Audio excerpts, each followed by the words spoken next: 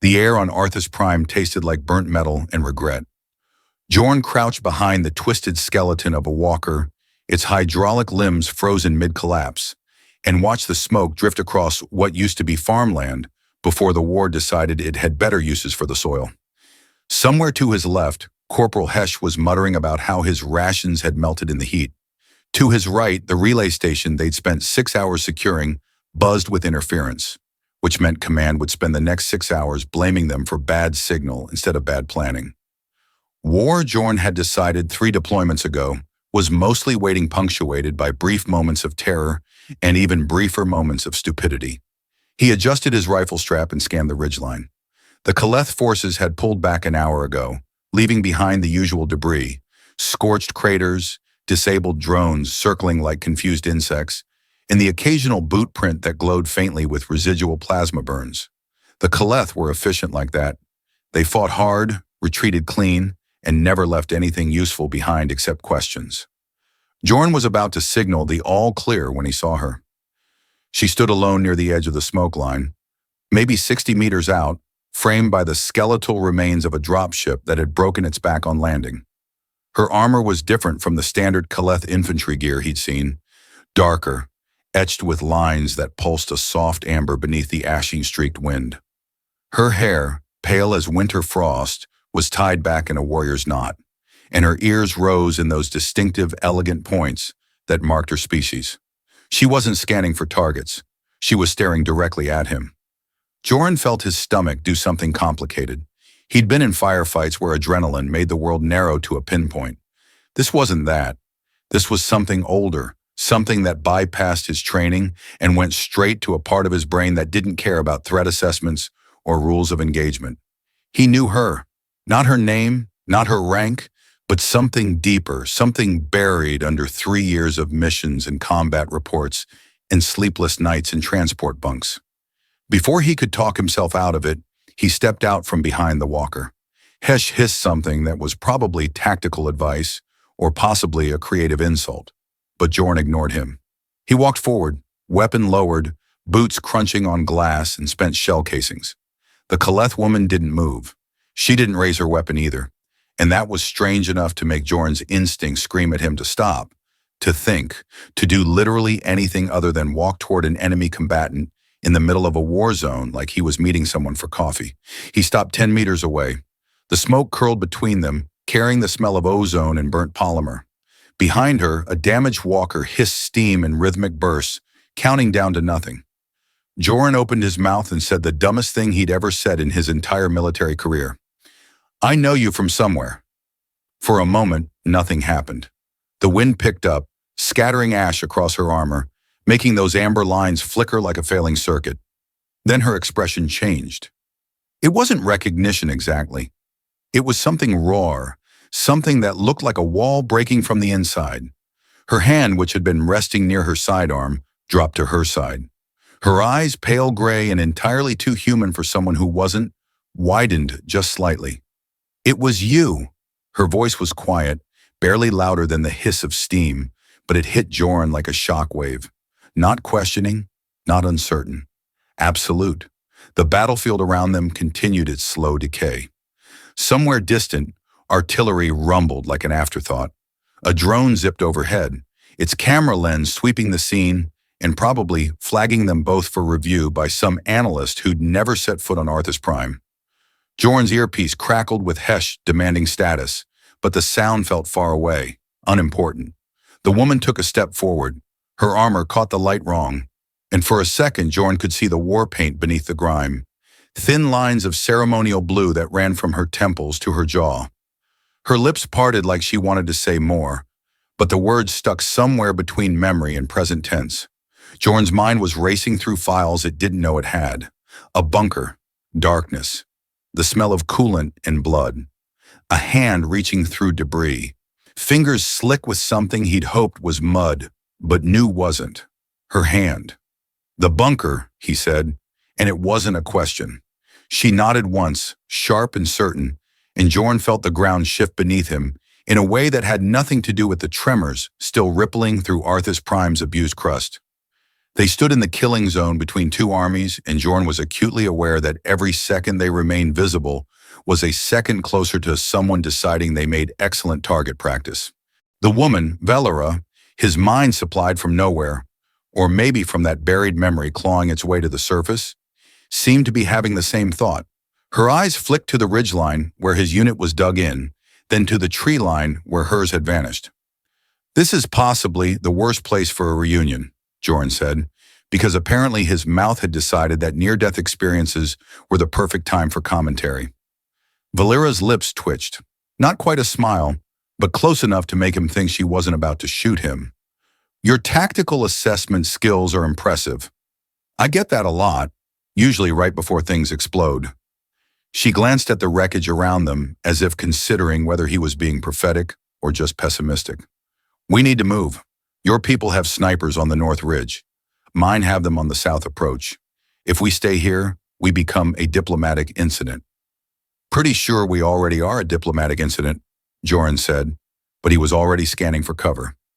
The downed transport 50 meters east looked promising, half buried in a crater, hull breached but intact enough to provide concealment. He gestured toward it. There, we talk fast, then figure out how to not die. An excellent plan, very detailed. He caught the sarcasm and grinned despite himself. I'm working on it. The not dying part usually comes together at the last minute. They moved together, instinct overriding protocol, keeping low and using the smoke as cover. Joren's earpiece exploded with chatter. Hesh demanding explanations, Lieutenant Voss threatening court-martial, someone else making a bad joke about fraternizing with the enemy. He muted it. Whatever happened next, command could yell at him later, assuming there was a later. The transport's interior was a mess of torn seats and shattered displays, emergency lighting flickering in patterns that suggested the power cells were arguing about whether to keep functioning.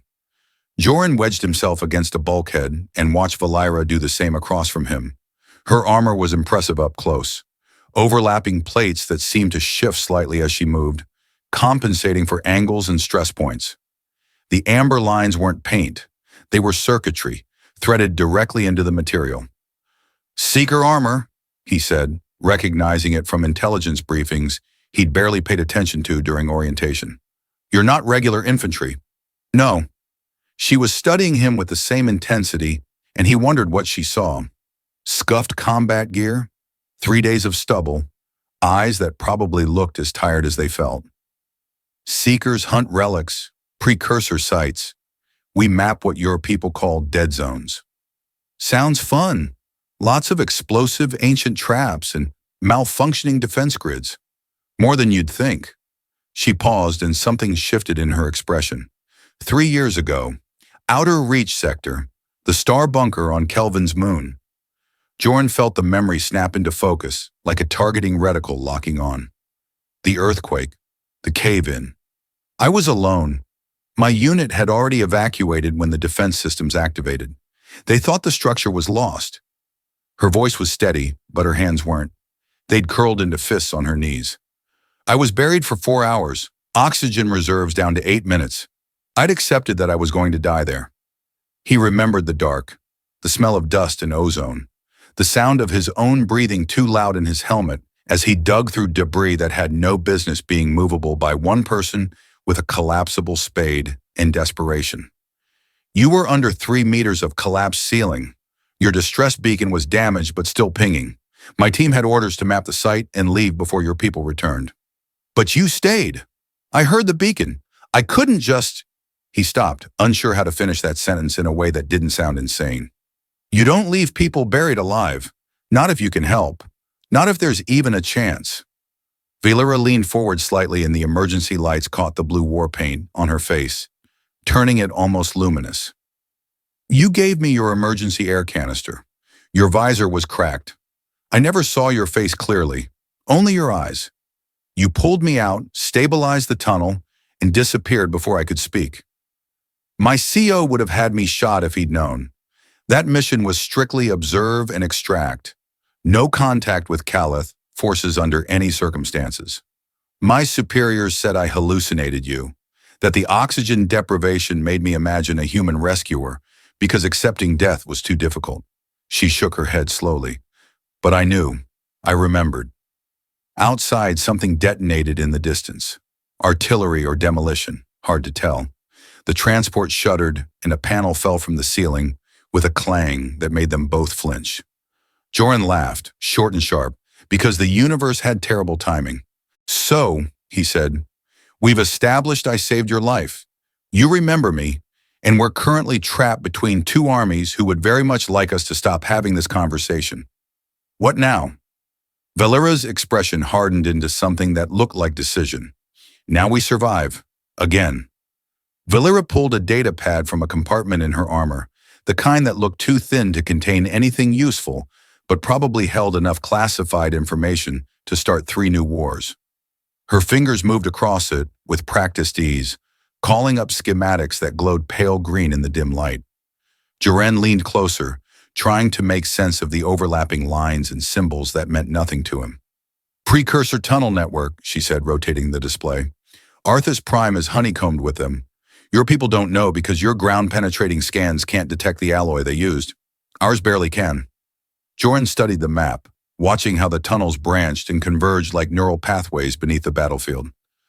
"So we've been fighting over land that's basically a giant ant farm built by ancient aliens. That's comforting.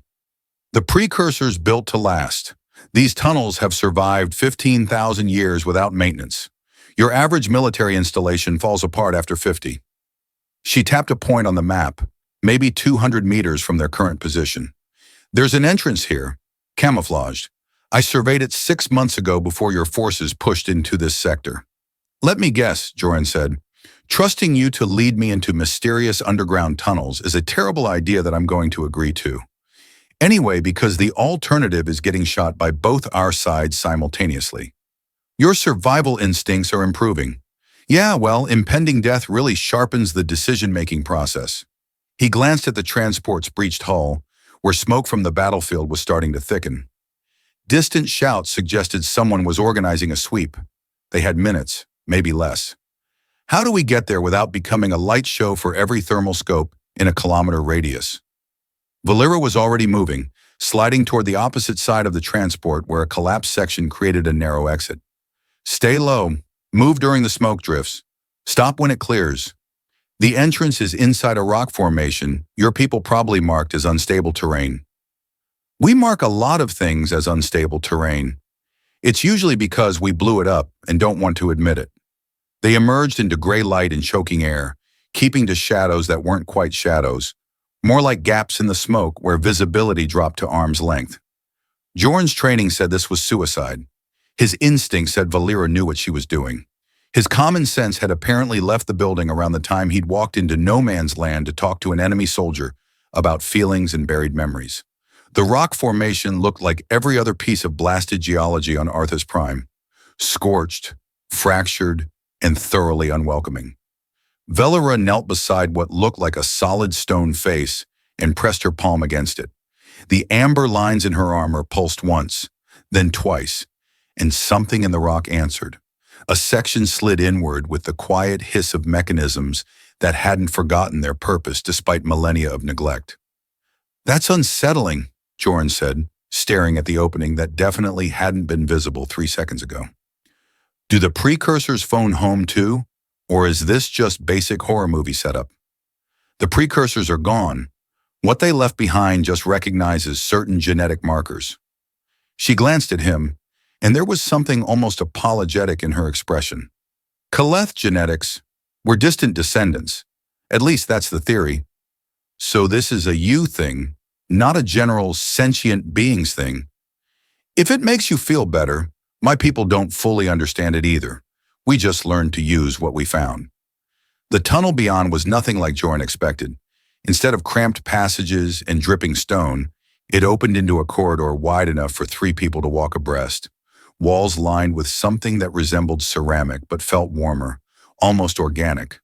Bioluminescent fungi clustered in the joints where wall met ceiling, casting soft blue light that pulsed gently like breathing. "This is either amazing or I'm having a really elaborate hallucination from breathing too much battlefield smoke," Joren said, running his hand along the wall. The surface was smooth but not cold, and he could feel a faint vibration running through it. as if something deep below was still active, still aware. The precursors understood integration. Biology and technology weren't separate disciplines for them. Velira started walking, her boots making almost no sound on the floor. These tunnels connect sites across the planet. Some are hundreds of kilometers long. Most are sealed or collapsed. This one's intact. They moved deeper, the sounds of the surface battle fading until all Joren could hear was their breathing and that subtle vibration in the walls. The tunnel curved gently downward, and the fungi grew denser, painting their path in shades of blue and pale violet.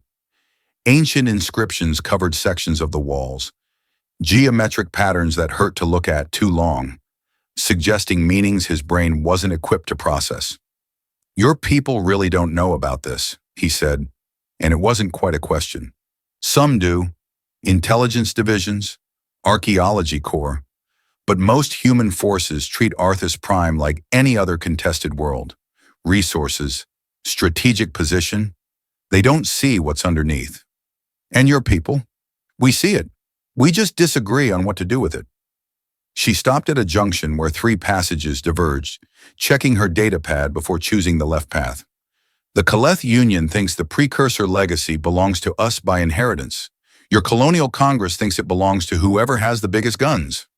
When you put it that way, we both sound terrible. You're learning." The passage opened into a chamber that made Joren stop walking and just stare like a recruit seeing space for the first time. The ceiling arched 30 meters overhead, supported by columns that twisted in geometries that shouldn't have worked, but clearly did. More of that bioluminescent growth covered everything, but here it formed patterns. Constellations, maybe, or star charts from a perspective humanity had never occupied. The air smelled different too, less like ancient dust and more like ozone after a storm, charged with something he couldn't name. "They really committed to the aesthetic," Joren said, because wonder made him uncomfortable and jokes were easier. "I half expect a choir to start singing in extinct languages." Velira moved to the center of the chamber where a raised platform held what looked like a control interface, if control interfaces were grown instead of built.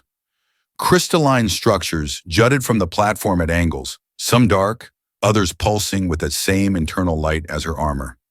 She placed her hand on the largest crystal and closed her eyes. "What are you doing?" Joren asked, trying not to sound nervous and failing completely. "Asking permission." "From what?"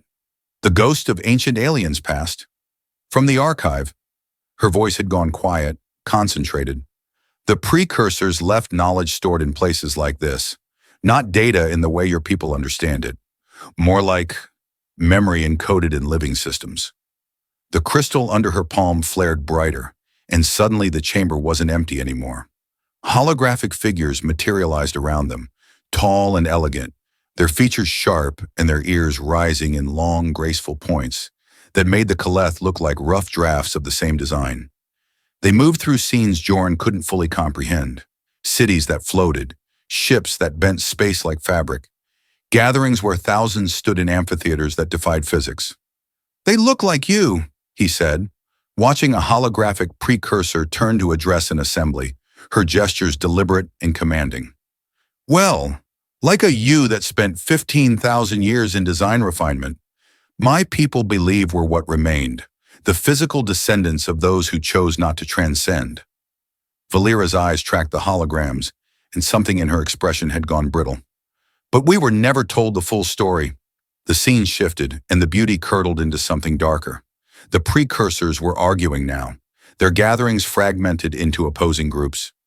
Joren couldn't understand the language. It resonated in frequencies that made his teeth ache. But he understood conflict. He'd seen it in a dozen species across a dozen worlds. This was division, ideology splitting a civilization down the middle. What were they fighting about, he asked. Transcendence. One faction wanted to upload themselves into a collective consciousness, to become pure thought existing in higher dimensional space. The other wanted to remain embodied, to stay connected to physical reality. Velira's hand trembled slightly on the crystal. We were taught that the choice was mutual, that both sides found their path. The hologram showed cities burning now, not with fire, but with something worse. Energy that unmade matter at the molecular level, Weapons that shouldn't exist because they violated too many laws of physics to count. Joren watched whole populations dissolve into light, or maybe into data. It was hard to tell. The ones who remained fought back with desperation that transcended language barriers. This wasn't mutual, he said quietly. No. One side won, one side stayed. And those who stayed told themselves a story about inheritance and destiny because admitting they were survivors of genocide was too much to carry. The holograms froze, then scattered, reforming into a star chart that Joren didn't recognize. Hundreds of systems marked in colors he couldn't interpret. Pathways drawn between them like arteries in a body too large to comprehend. At the center, a symbol pulsed. A warning, his instincts screamed, even though he didn't know the language. Words appeared beneath the symbol, and somehow the archive translated them into language his augmented optics could parse. The divide will return. The choice remains unchanged.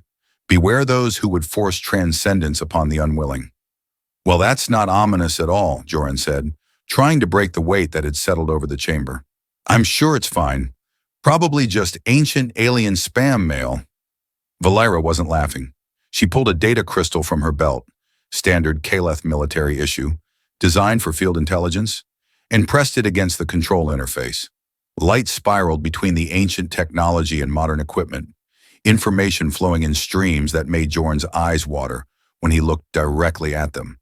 You're copying this, he said. Yes. Your superiors are going to want this. Mine too, once they find out it exists. I know. She pulled the crystal free, and the holograms collapsed back into nothing, leaving them in a chamber that felt emptier than it had any right to. That's why neither of them can have it. The platform beneath them shuddered.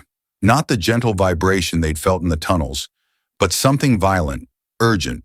Emergency lighting, or whatever the precursor equivalent was, flared red along the walls, and that pleasant ozone smell turned sharp, acrid. What did you do?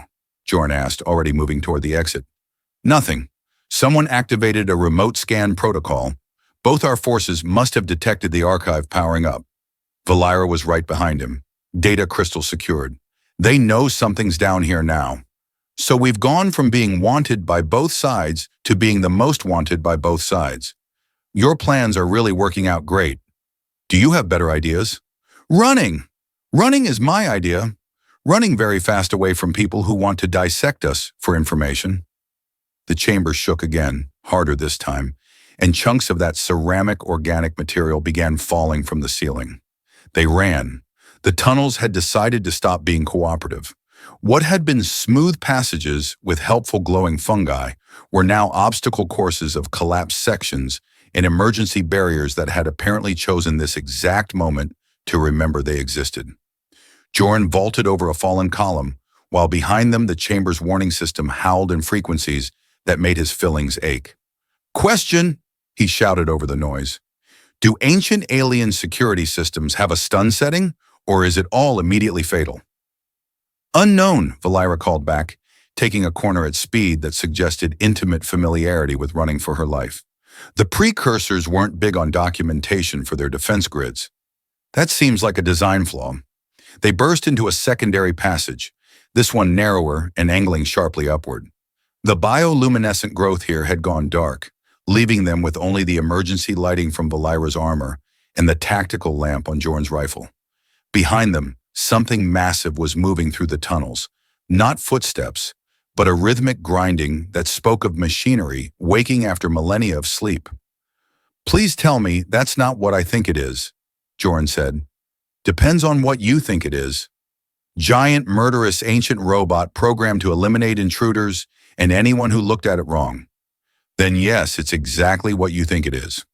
The passage opened into another chamber, smaller than the archive, but no less impressive. This one was clearly functional rather than ceremonial. Walls lined with what looked like server banks, if server banks were grown from crystal and metal alloys that shouldn't exist together. In the center stood a pedestal holding a single object, a sphere about the size of Joren's fist, its surface covered in the same geometric patterns they'd seen on the archive data. Velira grabbed it without hesitation, and every alarm Joren didn't know could exist went off simultaneously. Was that smart? He asked, backing toward the exit as the grinding sound got significantly closer and angrier. Probably not. She secured the sphere in a pouch on her belt. But leaving precursor artifacts for either of our militaries to weaponize seemed worse. The wall exploded inward, and Joren got his first clear look at precursor security measures. The thing was vaguely humanoid in the way that nightmares were vaguely shaped like things you recognized. All angular limbs and sensor clusters that tracked them with uncomfortable precision. Its chassis was that same impossible alloy, inscribed with runes that glowed hot white, and it moved with fluid grace that nothing that size should possess. Run? Joren suggested. Run, Velira agreed. They ran. The security construct followed with single-minded determination and speed that defied its mass. Joren fired his rifle over his shoulder, more out of habit than hope, watching rounds spark off its armor and accomplish absolutely nothing except making it angrier. The tunnel branched and Velira took them left, then right, then through a gap in the wall that Joren was fairly certain hadn't been there before. "Are you navigating or guessing?" he gasped. "Both. The tunnels respond to threat conditions. They're trying to route us away from critical systems. So the tunnels are helping us escape the murder robot. The tunnels don't want us dead, just gone. There's a difference." They emerged into what must have been a transit hub once, a massive circular space with tunnels branching off in 8 directions, symbols above each entrance that probably indicated destinations when there had been anyone alive to read them. The security construct crashed through behind them, and Joren made an executive decision based entirely on panic and the fact that straight ahead looked moderately less terrifying than the other options. They sprinted across the hub, boots echoing on floor that rang like metal but felt like stone. The construct was gaining its weapon systems, because of course it had weapon systems, beginning to glow with charging energy. Joren's tactical sense said they had maybe 10 seconds before it opened fire with something that would make their atoms regret existing. Velira grabbed his arm and yanked him sideways into a tunnel, marked with symbols that looked vaguely like warnings or possibly recipes. It was hard to tell with extinct civilizations. The moment they crossed the threshold, a barrier materialized behind them. Pure energy, translucent and humming with power that made the air taste like copper. The construct slammed into it and stopped, its sensors sweeping the barrier as if trying to understand the sudden betrayal by its own security systems. Then it turned and stalked back toward the hub, apparently deciding they were officially someone else's problem. Joren collapsed against the wall, breathing hard. "Did we just get lucky, or did you plan that?" "Little of both." Velira was checking her datapad, though her hands were steadier than Joren's felt. "This tunnel leads to the surface. Different exit point. Far from both our forces if the mapping is accurate. And if it's not accurate, then we emerge directly into crossfire and die immediately. But at least we'll die with our dignity intact." "I've never been less comforted by words." Joren pushed himself upright, checking his rifle's charge, half depleted from panicked shooting at an invulnerable target. Standard day in the military. "So what's in the sphere that made security go from 0 to homicidal in 3 seconds?" Velira pulled it out carefully, and even in the dim light, Joren could see patterns moving across its surface like living things. "Coordinates, I think, or maybe instructions. The precursors encoded information in multiple dimensions. It'll take specialists to decode it properly. Specialists who aren't currently employed by militaries that want us dead." "Exactly." She met his eyes, and there was something fierce there, something that reminded him of the moment in the bunker when she looked at him through the dust and dying light.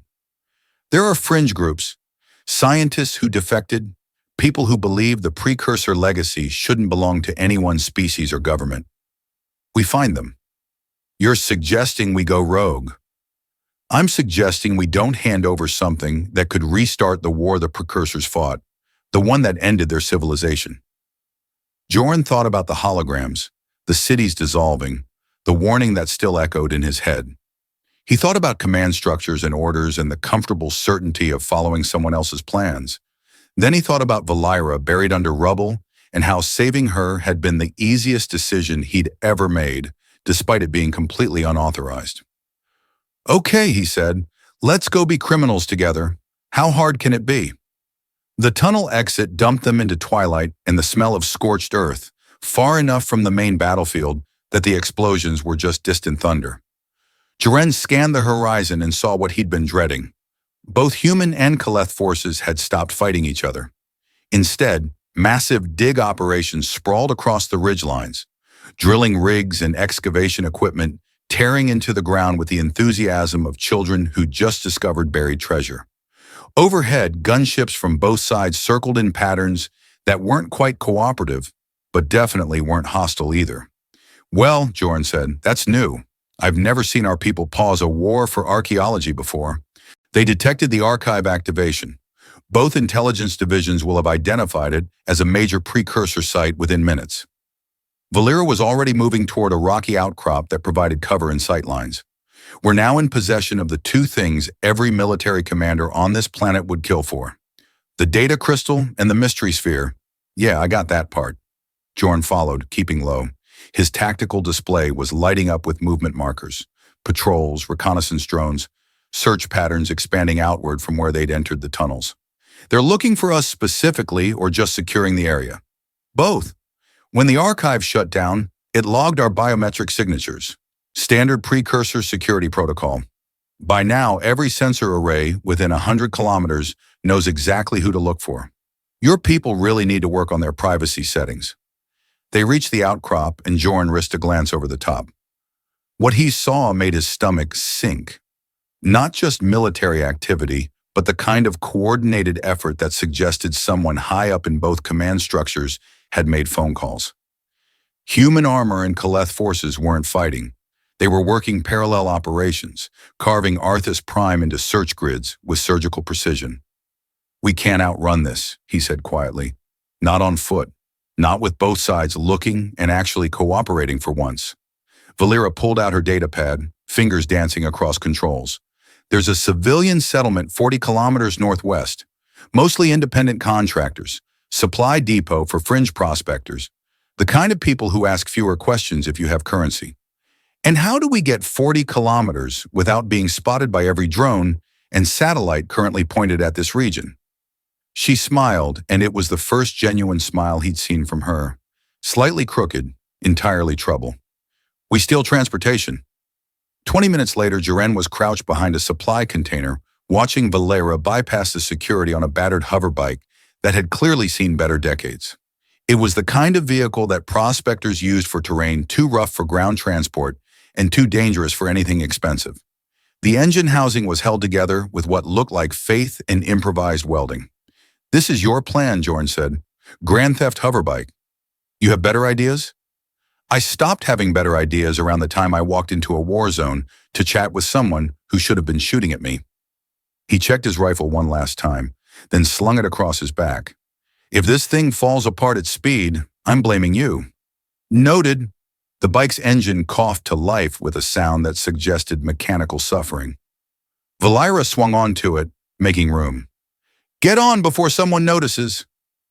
Joren climbed on behind her, and the bike sagged alarmingly under their combined weight. This is definitely not rated for two people in full combat gear. Most things aren't. We improvise. She throttled up and the bike lurched forward with all the grace of a drunk meteor. They shot across the scarred landscape, weaving between debris and craters, while Joren's tactical display lit up with proximity warnings. Behind them, someone had noticed the theft. Searchlights swept the darkness, and he heard the distinctive whine of pursuit drones spooling up. Company! He shouted over the engine noise and wind. I know.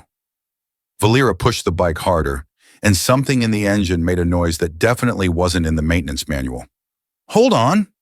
She took them down a ravine at an angle that physics strongly objected to, then up the opposite side using momentum and what Joren could only describe as aggressive optimism.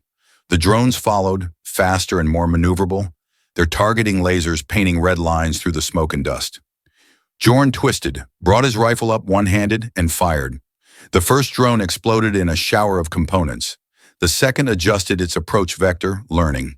He fired again, clipped its sensor array, sent it spinning into a rock formation. The third was smarter, staying high and outside his effective range. Can't shake the last one, he said. Don't need to.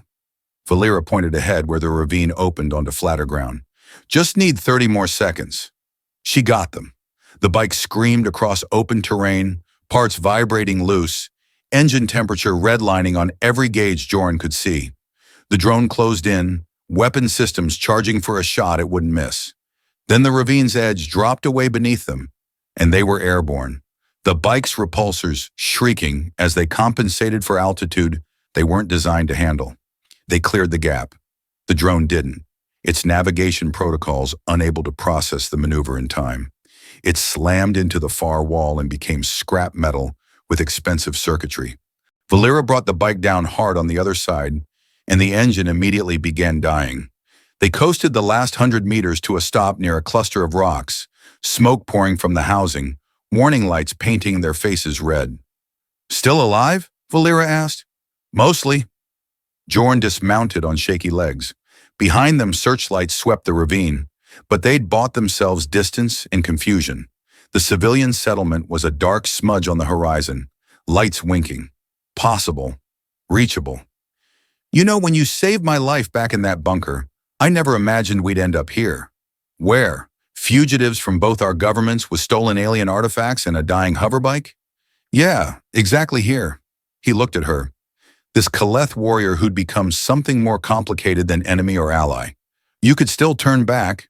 Hand over the artifacts. Say I kidnapped you. They'd probably believe it." Velira pulled the data crystal and sphere from her belt, held them up to catch the starlight. The precursors tore themselves apart over forced transcendence. Over one side deciding they knew better than the other what shape consciousness should take. If we give these to our militaries, they'll weaponize that knowledge. They'll find a way to make the same mistake at larger scale. So we find people who won't. We find people who'll ask questions first, who'll study instead of deploying. She looked at him, and there was something raw in her expression, something that transcended species and sides.